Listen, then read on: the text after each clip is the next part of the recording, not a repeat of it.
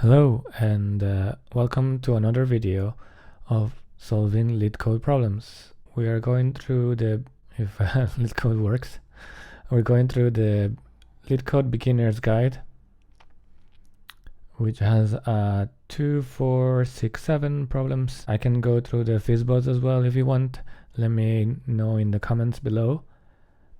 We're gonna go through number of steps to reduce a number to 0. If you have any questions or you're a bit lost and you want one-on-one lessons or mentoring, please see the link in the description. Okay, I'm gonna solve it in JavaScript since that's the most popular programming language. A number of steps to reduce a number to 0. Given an integer number, return the number of steps to reduce it to 0. In one step, if the current number is even, you have to divide it by 2, otherwise you have to subtract by 1. So basically, in an example, let's say we have the number 14, so we start from the number 14 trying to go to 0. Since 14 is even, we divide by 2, the remainder is 7. 7 is odd, we subtract 1, 6 is even, divided by 2, so on and so forth. So there are 6 steps. We count how many steps we did, and the output is 6. The same for 8. In this case, it can be divided by 2, 8 divided by 2, 4 divided by 2, 2 divided by 2 is 1. And also there's another example. Of course, remember, we code with LeetCode or similar websites. When you're doing a coding interview, you have test cases. In here, you can have three test cases, and of course, you can add more. In this case, you just have the input, and the function is going to accept, right? Yeah. So you can't add more the output, but that's okay. Some important thing to notice always is the constraints. Constraints can make you think about maybe performance, things that you might to consider, or memory, of course, CPU or memory constraints that you might need to think about if this is a more complex problem. But in this case, I believe it's not the maximum number. It's 10 to the power of 6, so that is 10 to the power of 6 is 1 million, so it's not a massive number. By the way, you can also do math.pow to do the power of, so you have an input and two inputs, the first and then to the power of what. So that is the same thing. MDN, it's a good website to find documentation about JavaScript functions. So math.pow will tell you a static method returns the value of a base raised to a power. That is, to the power of. Some examples, you can run them here. You can do to the power of negative numbers. Cool. So let's go back and restart and start our function. So in what ways can we solve this? So the first idea or first thought, of course, we need a loop. We need to go through a number of steps to do this. A number of loops that you can do in programming languages in general, and in JavaScript and main programming languages. If I start writing a for loop, I do for, let's keep going with var for the moment, var equals to 0, I is less than 10, for example, I++. So I'll explain in a second for those who need a refresher or. So I'm saying start with the I equals to 0, just an index. Every time we loop, incremented by 1. This is a short version of I equals to I plus 1. And then keep looping until I is less than 10. So I'm gonna just do it in the code editor here, and you can write code here, or you can write it in the source panel. You have snippets, so if you're gonna write a bit more code, it makes sense to write it here. And you can also have for auto formatting. So I'm gonna explain a little bit the for loop quickly, and then we'll go back to the problem. So if I do console log I, it's gonna start, the first one is gonna do 0, and the question is it gonna loop, it's gonna print from 0 to until what number? Oh, I made a mistake here. See, it's not stopping because it's still going. So unfortunately, when you do this and you're in an infinite loop and your CPU is spiking and you hope the laptop doesn't crash or your computer, you might need to close the tab. So one way to do this is to see the tab that uses the most CPU, and if it doesn't close itself, you have to close it. But it looks like it's okay now. So this was saved, but not with the latest change. Okay. Yeah. So as I was saying, if you start from 0 and then 10,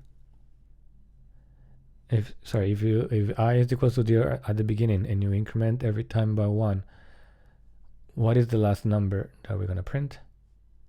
It's gonna be 9, because every time it loops less than 10. So it's 0 less than 10. Yes, let's go ahead, console log and increase by 1, and keeps going as a loop. In the last one, when it was 8, then I became 9, we print 9.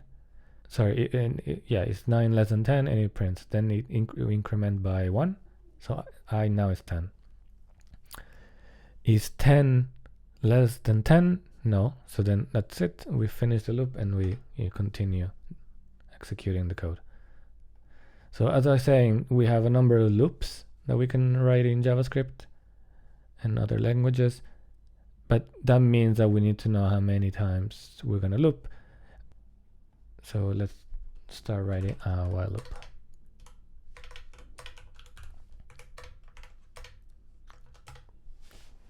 So we have the number at the beginning, and we have to do some constraint, and we have to return a number. So we have to probably keep account, right, of the number of times we have either divided or subtracted.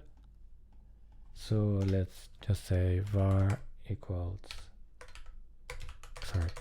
count equals 0, because at the beginning we haven't done anything. Now let's see. How do we check if a number is even? Of course, we can divide by that and check the remainder.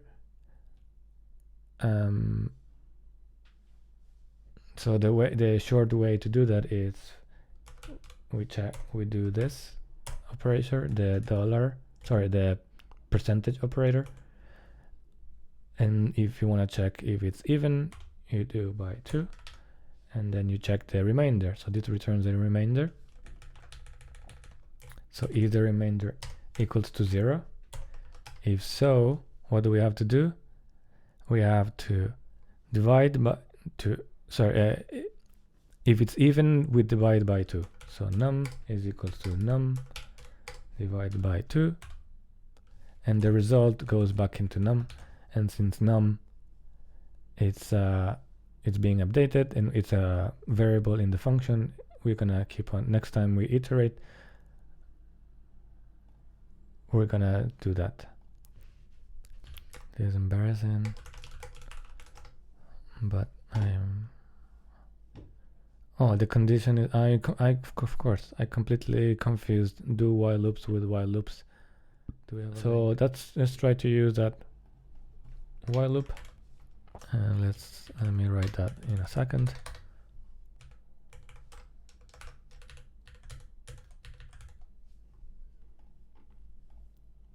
Let's go back to where we were. So the number is 14. Yeah, and we are dividing it or subtracting by 1. So let's say if it's even, we divide by 2. Of course, if it's not even and it's odd, so we can do else we subtract by 1. So num minus 1 is the short version of num equals num minus 1. What? So the condition, or that we're gonna continue looping, or when are we gonna stop to loop, is when num is equal to 0. And what are we gonna do at the end? Just print, sorry, return num count, because what we have to do is count how many times, and see, as this says we have to return a number, this is what we return. So now that we do that, we press run.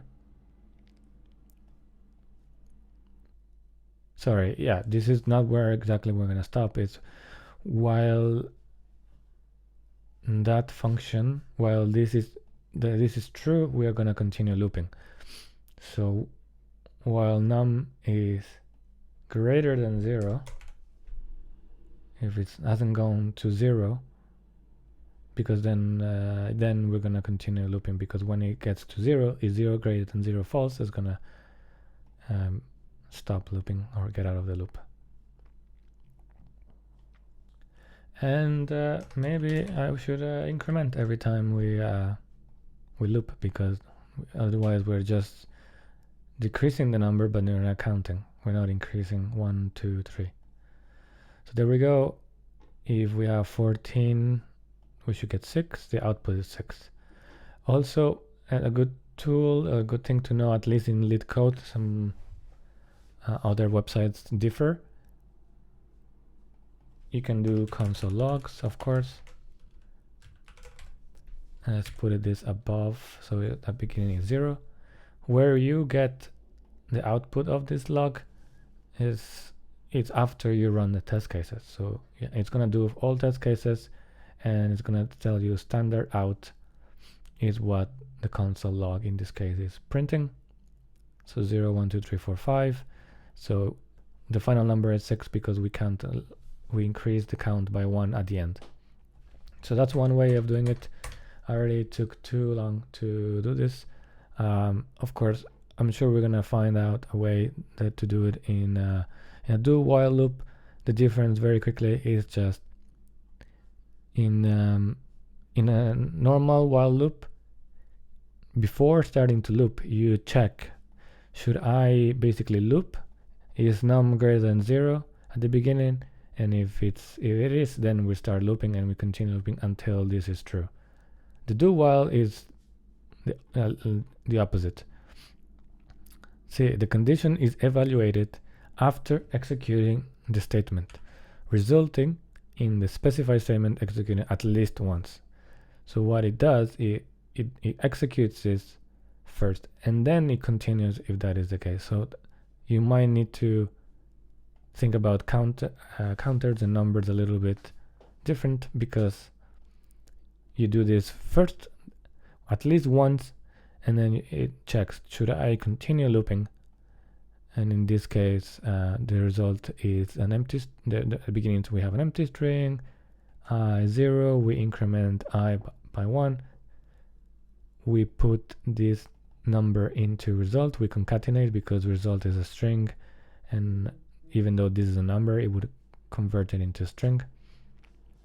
So basically it adds 1, 2, 5, 1, 2, 3, 4, 5, and if let's say this was while false, so it wouldn't only do this once, even though the while condition, the do while condition is always false and never, it's always gonna run this. While if we had a traditional while loop and we had the same false at the beginning, this would never execute. Okay, that's it for today. Thanks for tuning in. See you next time.